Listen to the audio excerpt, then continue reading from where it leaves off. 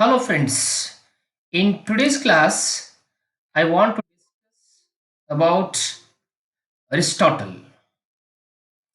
So, in every question paper of NET and KSET of English literature, there is a question on Aristotle and his contributions and his theory of tragedy and the concepts which he introduced to English literature.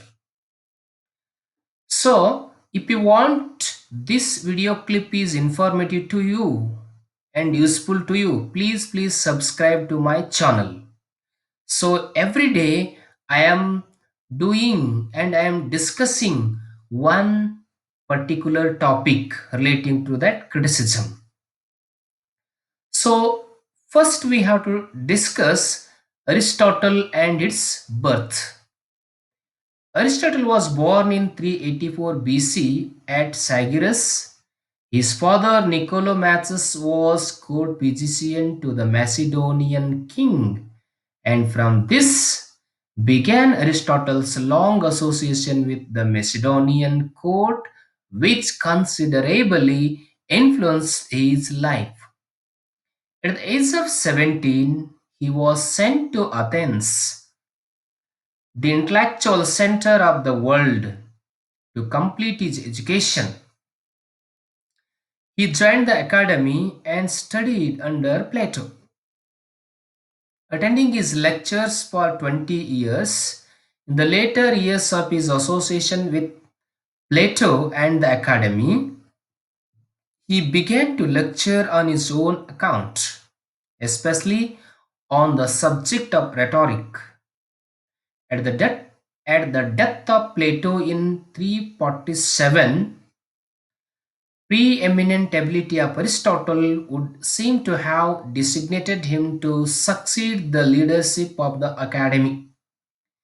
He became the tutor of 13 years old Alexander.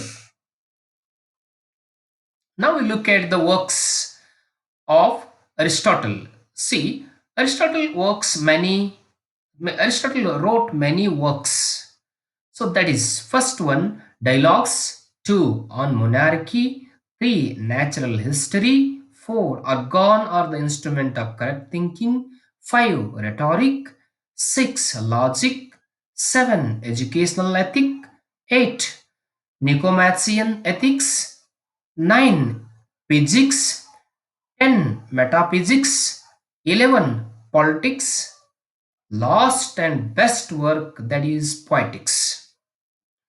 The work poetics includes all that contributions of Aristotle, that poetics plays a very vital role in the development of drama. This work is the basement for all the dramas. So Aristotle discussed that especially tragedy and its character about that tragic hero in detail in this poetics work. So that's why poetics is considered very important work in the history of literary theory.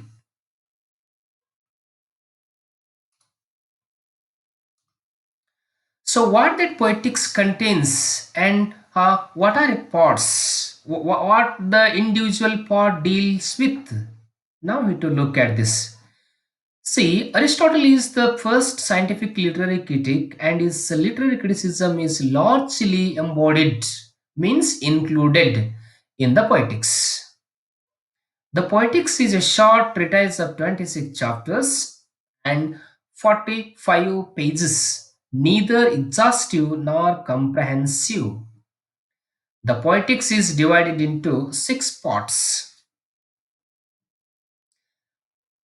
Chapter 1 to 5, introductory remarks on poetry, classification of poetry into different kinds.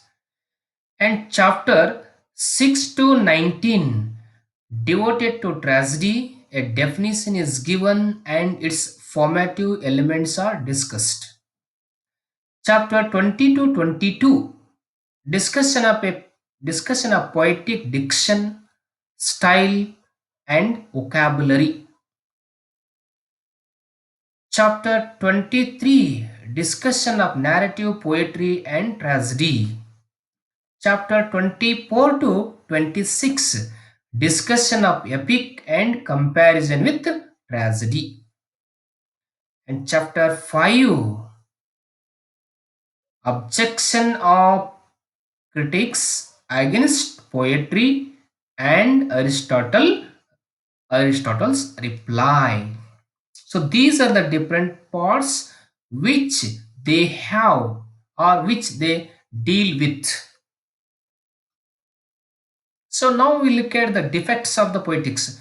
What are the defects that the work poetics contains?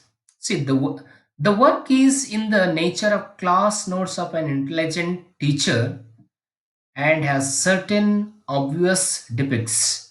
So this work is very useful, very important, though it has some defects in it. The first one, the handling of the subject is disproportionate. Next, lyric poetry has been practically ignored. Descriptive poetry, poetry of nature, has been ignored. Comedy and epic have been slightly and curiously treated. The large part of the discussion is devoted to only tragedy. The style is telegraphic and highly concentrated. It is a work obviously not the meant for publication. Often there are signs of that some other terminology in this work. Now, how that poetics is great? Why this work poetics is considered as the great works, or what is the greatness of poetics? Aristotle discarded the earlier oracular method in which critical pronouncements were supposed to be the result of prophetic insight. He starts from the concrete facts and undertakes the genuine exploration of the truth. He studies poetry in relation to man by psychological method. He invented the historical method of inquiry and described the various pages in the history of Greek poetry.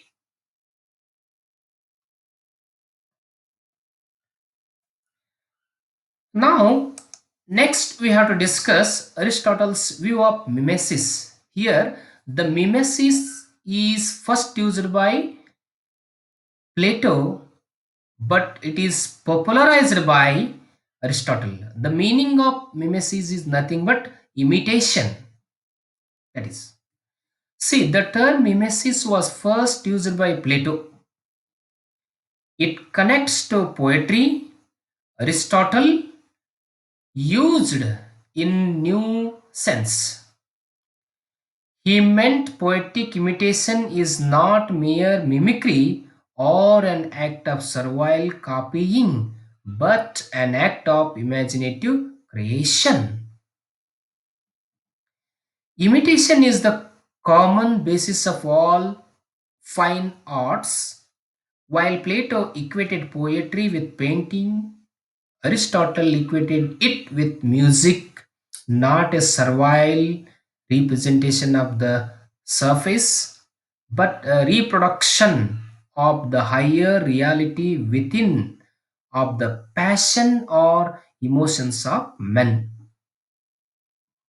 The painter imitates through form and color, while the poet through language, rhythm, and harmony. The musician also imitates through rhythm and harmony. Hence, the poetry is closer to music than painting. Also points out that different kind of poetry differ from one another in their manner of imitation. In Aristotle's view, poetry is superior to history. History tells us what had happened, while poetry tells us what ought to happen. History represents particular, while poetry the universal. So poetry is equated with philosophy. And then Aristotle's depends of art. So Aristotle depended art himself. See, rejection of Plato's dualism and rationalism. And he rejected that mimesis is mere mirroring of nature. Aristotle established that art is not useless, it is natural. Aristotle also emphasizes that good art is not dangerous or deceptive, but it is tied with morality and truth. Aristotle's view of tragedy, what that Aristotle said about tragedy. Now we look at the definition of tragedy. What was the definition given by Aristotle about tragedy? Tragedy is the imitation of an action, serious, complete, and of a certain magnitude in a language, beautified in different parts with different kinds of embellishments, through actions and not narration, and through scenes of pity and fear, bringing about the catharsis of these emotions. This definition falls into two parts. One is the imitation of an action, and the other is concerned with the function and emotional effects of tragedy. Now, according to that Aristotle, that tragedy is consisted of six important parts. So, what are those six important parts or six constituent elements of tragedy? If any tragedy includes those six constituent, it should be considered as tragedy. Aristotle enumerates means listed six formative elements of a tragedy: plot, character, diction, thought, spectacle, and song. So these are the six elements or constituent elements which are necessary for tragedy according to Aristotle. We first see that plot. See, according to that Aristotle, plot is the most important constituent element of tragedy. It is very important in tragedy. According to Aristotle, plot is the soul of tragedy. He says soul of tragedy and the most important part of it. It is an arrangement of incidents. See what he says? Plot is nothing but is an arrangement of incidents. Incidents mean action, and tragedy is an imitation of action, both external and internal. That is, it also imitates the mental processes of dramatic personae. So that is called plot. So that Aristotle divided the plots into two other types. The one is simple plot and the another one is complex plot. Notice we first see simple plot. When the change in the fortune of the hero takes place, Or simple plots are those which do not have peripecy, reversal of intention of fortune, or anagnosis, discovery of truth. So this is simple plot. Once again, I am repeating. When the change in the fortune of the hero takes place, so that is simple plot. Now, what complex plot? Second one is complex plot.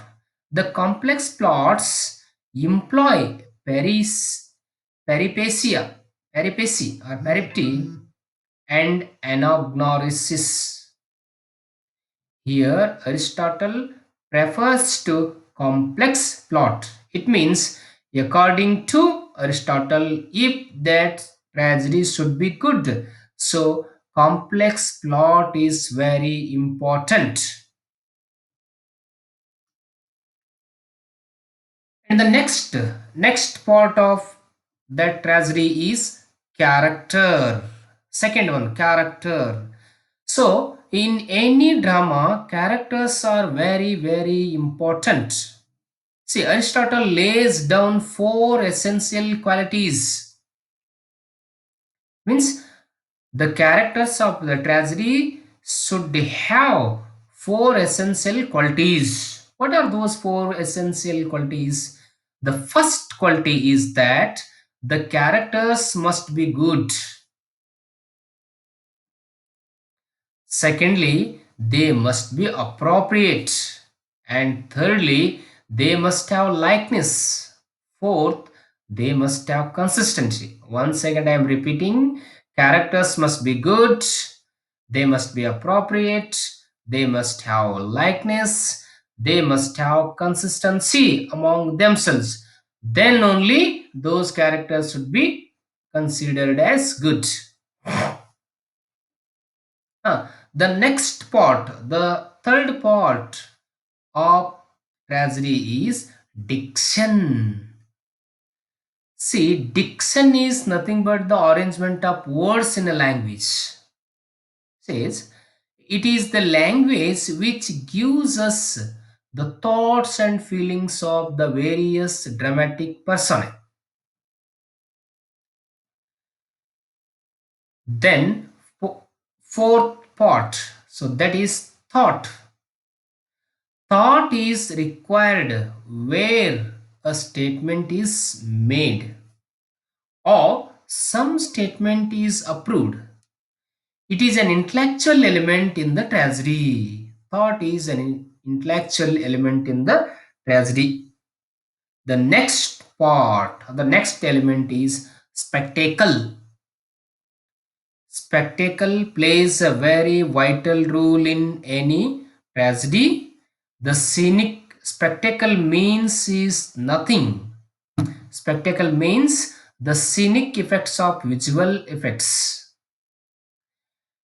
have more to do with the stage craft man. uh, The scenic effects of visual effects have more to do with the stagecraft than with the writing of poetry.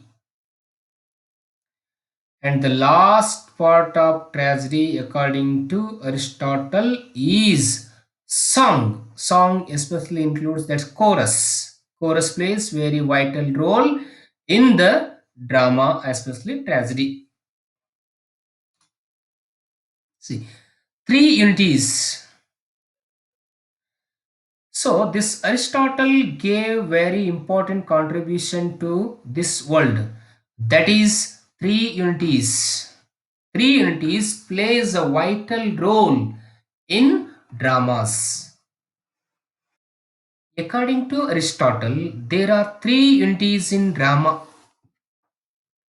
unity of action, unity of time, and unity of place. It is said that Ben Jonson followed all the three unities very accurately in one of his drama that is Silent Woman or the Iphigenie. And Shakespeare used all these three unities very wisely in his The Best and the Last comedy, that is Tempest. In Tempest, all these three unities are used wisely by Shakespeare. The first one, Unity of Time. He is against the plurality of action as it weakens the tragic effects. There might be a number of incidents, but they must be casually connected with each other, and they must all be conducive to one effect. The effect aimed at by dramatist. So that is unity of action. Unity of time. The tragedy tries to live within a single revolution of the sun, or only slightly to exceed it, whereas the epic observes no limit in its time of action. Last one, unity of place. It is desirable to confine the action to a single place.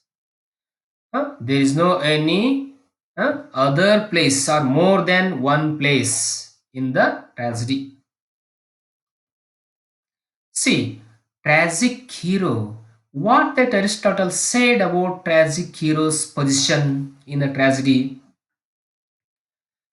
According to Aristotle, the qualities of the tragic hero are listed below.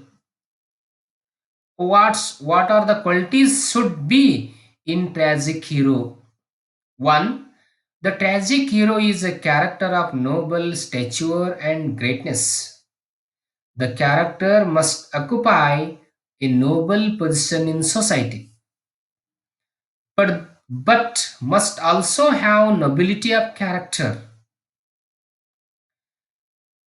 Though the tragic hero is preeminently great, he is not perfect. Otherwise, the rest of us mere mortals would be unable to identify with the tragic hero.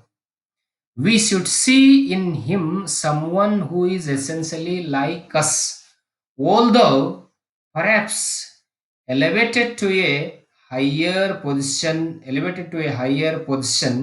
in the society.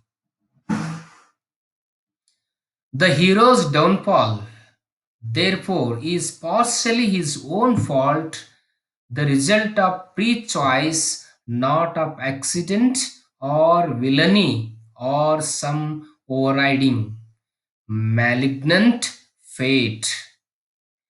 In fact, the tragedy is usually triggered by some error of judgment or some character flaw that contributes to the hero's lack of perfection noted above. This error of judgment or the character flaw is known as hamartia, hamartia, and is usually translated as tragic flaw. Tragic flaw is nothing but hamartia.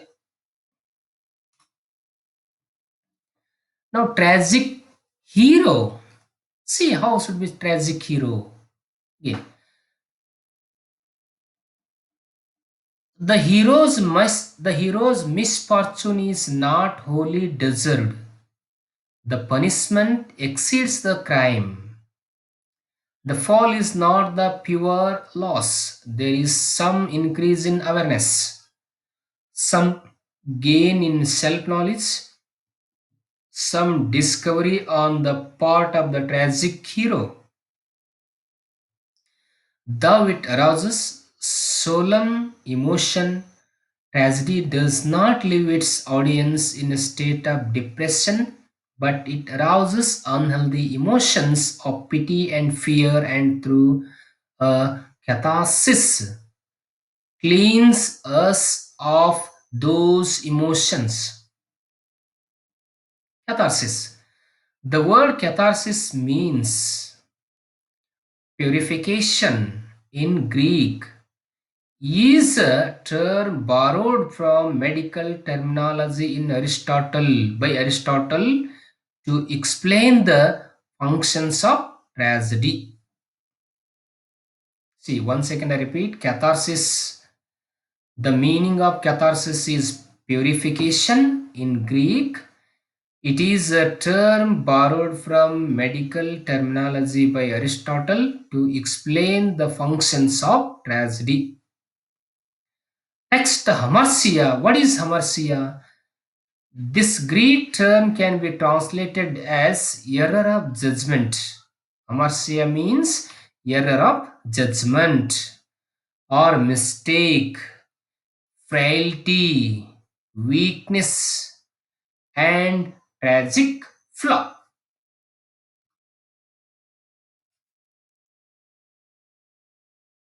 So this is the end of